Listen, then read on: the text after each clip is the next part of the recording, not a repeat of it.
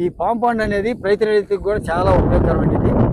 ఎప్పుడు కూడా మీరు రిజర్వ్లో పెట్టుకున్నట్టుగా వాటర్ అనేది ఉంటుంది. ఏ సముద్రానికి వచ్చినా కూడా మనకి చిన్న మోటార్లు వచ్చినా కూడా తక్కువ నీళ్ళు వచ్చినా కూడా దీంట్లో నిల్వ పెట్టుకోవడానికి స్టాక్ పెట్టుకోవడానికి ఉపయోగపడుతుంది. ప్లస్ క్లోరిన్ లాంటిది ఏదైనా ఉండేటైతే నీళ్ళలో అదంతా కూడా సింక్ అయిపోయి కిందకి చేరిపోతుంది. మనకు మంచి వాటరే బయటకు వస్తుంది కాబట్టి మొక్కలు కూడా పైర్లు కూడా హెల్తీగా పెరుగుతుంటాయండి. ఇంకా మనం దీన్ని ఉపయోగించుకోవాలనుకుంటే బ్యాక్టీరియా కానివ్వండి అవన్నీ దీంట్లో వేయచ్చు. జీవామృతం కానీ ఇవాళ కూడా పాటించుకోవాలంటే దీంట్లో కూడా వేయచ్చు. అవసరమైన మొత్తం వేసుకోవాలి. నేను ఇప్పుడు 10 సంవత్సరాల నుంచి అలాగే ఉన్నాను కాబట్టి మొదట్లో మామూలుగా వాడుకున్నాను కాబట్టి ఇప్పుడు ఆ జీవామృతం వాడవలసిన అవసరం లేకుండా మన భూమికి కావాల్సినంత ఎర్త్ ఇవన్నీ ఉన్నాయి కాబట్టి ఇప్పుడు నేను దీంట్లో కలపట్లేదు. అందువల్ల దీంట్లో చేపలు పెరగడం జరుగుతుంది. అవన్నీ వేసేటైతే చేపలకు ఇబ్బంది కాబట్టి ఇప్పుడు మనం అన్నీ వేయట్లేదు. మొదట్లో అవసరం వచ్చిన వాళ్ళు వేసుకోవచ్చు. 1-2 సంవత్సరాలు వేసుకోవచ్చు. అంతా కూడా వాళ్ళే వచ్చి పరిచారా సార్? కంపెనీ వాళ్ళు వచ్చేసి దాన్ని స్టిచ్ చేశారు. ఈట్ తోటి స్టిచ్ చేశారు. మొక్కలు పరిచేసి దీంట్లో స్టిచ్ చేశారు. కానీ ఒక స్టిచ్ కూడా బాగలేదు. ఇదండి స్టిచ్ బాగానే వచ్చింది. అది చూపించింది మనకి కావాలంటే ఎలా స్టిచ్ చేశారు. సో దీని ఆధారంగా ఇక్కడ 11 ఎకరాలు సాగు చేస్తున్నారు సార్ అయితే. సో ఈ చూపించే ఈ మొత్తం ఈ 11 ఎకరాలకు కూడా ఈ ఫౌంటైన్ చాలా హాట్ లాగా ఉపయోగపడతా ఉందండి. ఈ 11 ఎకరాలకు కూడా ఇక్కడ నుంచి వాటర్ సప్లై డ్రిప్ ఇరిగేషన్ ద్వారా జరుగుతూ ఉంది. సో జరిగినా సరే డ్రిప్ ఇరిగేషన్ చాలా తక్కువ క్వాంటిటీలో వాటర్ తీసుకుంటుంది కాబట్టి అంతా కూడా గ్రీనరీ చాలా ఫుల్గా ఉంది. అంటే రైతులు వర్షం మీద ఆధారపడకుండా ఇలాంటి ఫౌంటైన్ ఏర్పాటు చేసుకోగలిగితే అదనపు వర్షాలు పడ్డదాకా పంటను కాపాడుకోవడానికి అయితే చాలా ప్రయోజనకరంగా ఉంటుంది. సో తద్వారా ఏమైందంటే ఎక్కువ దిగుబడులు పొందడానికైనా అలాగే మొక్కలు స్ట్రెస్ తట్టుకోవడానికైనా వాటర్ రెసిస్టెన్స్ తట్టుకోవడానికైనా చాలా ఈ ఫౌంటైన్లు ఉపయోగపడతాయండి. సో ఒక 5 ఎకరాల నుంచి పైన ఉన్న రైతులు అయితే ఫౌంటైన్ ఏర్పాటు చేసుకోవడం అనేది చాలా ఇంపార్టెంట్తో కూడుకున్నది. ఎందుకంటే అది రైతుకి చాలా ఉపయోగకరం. మల్టీపర్పస్కి యూజ్ చేసుకోవచ్చు దాన్ని. సో ఈ ట్యాంక్ ఎప్పుడు క్లీన్ చేస్తారు సార్? ఎప్పుడన్నా క్లీన్ చేశారా? మీరు అన్నట్టు ఫ్లోరైడ్ కిందకి వెళ్తుంది కదా, సో ఆ టైంలో ఆ ఫ్లోరైడ్ అంతా మళ్ళీ చెక్ చేసి 2 సంవత్సరాల క్రితం పూర్తిగా చేపలు పట్టినప్పుడు కిందకి పోయినప్పుడు ఇంత మందాన ఉందండి. 3 ఏళ్ల మందాన ఫ్లోరైడ్ తెల్లటిది బురదలాగా వచ్చింది అనమాట. తీసి అక్కడ పోయించారు. కొంత కింద తీయడానికి అవ్వలేదు. సగం పైన తీసాం.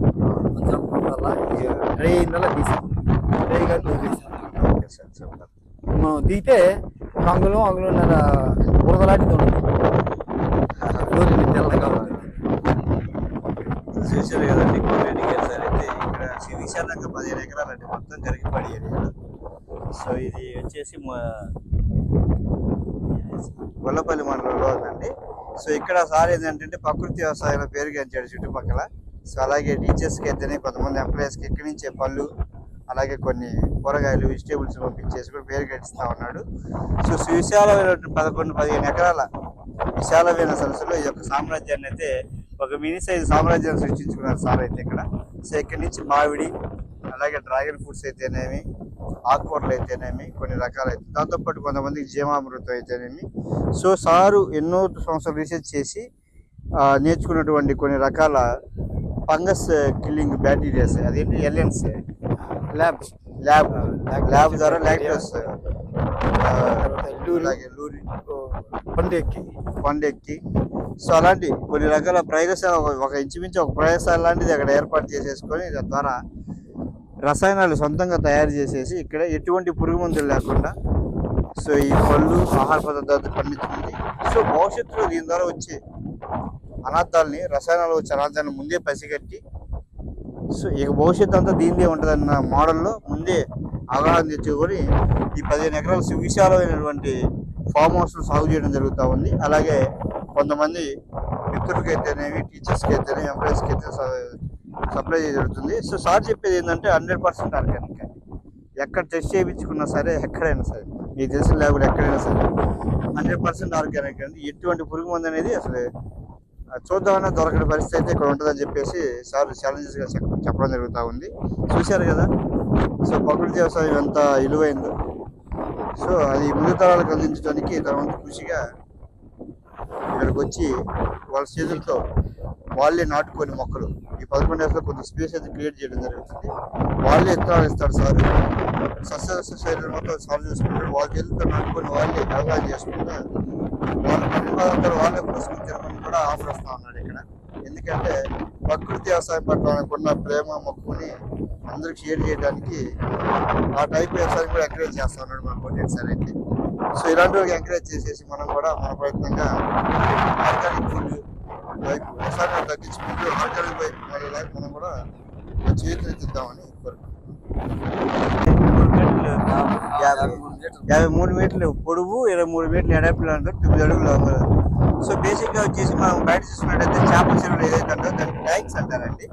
ఆ ట్యాంక్ ఇక్కడ వచ్చేసి 6 అడుగుల నుంచి 12 అడుగులు లోతు ఉంటుంది. బేసిక్ 7, 6, 9 ఇలా లోతు ఉంటుంది. దాంట్లో కూడా ఎకరం చొప్పున చేపల పెంపకం ఉంటుంది. అలాగే సార్ చూసినట్టయితే ఇక రెడ్డి గారు ఇంట్లో కూడా చేపలు వేసేసి మల్టీపర్పస్ అండి. అంటే ఇటు 300 నీళ్ళు ఉంటాయి కాబట్టి ఇటు వ్యవసాయానికి ఉపయోగపడి చేపలకి ఉపయోగపడుతుంది. తద్వారా మల్టీపర్పస్ లో ఆదాయం గెయిన్ చేసుకోవడానికి అయితే ఆస్కారం ఉంది ఇందులో. సో ఏ చేపలు వేసారు సార్? ఇంతకుముందు కొరమేను వేయటం జరిగిందండి. అవి మొట్టమొదట ఒక 10,000 కొరమేను వేసాం మొదటి సంవత్సరం. అయితే ఆ రేటు సరిగా రాక 400 రూపాయలు మినిమం రేట్ ఉంటుందన్నారు. ఆ రేట్ రాలేదు, 200 ఉందన్నారు.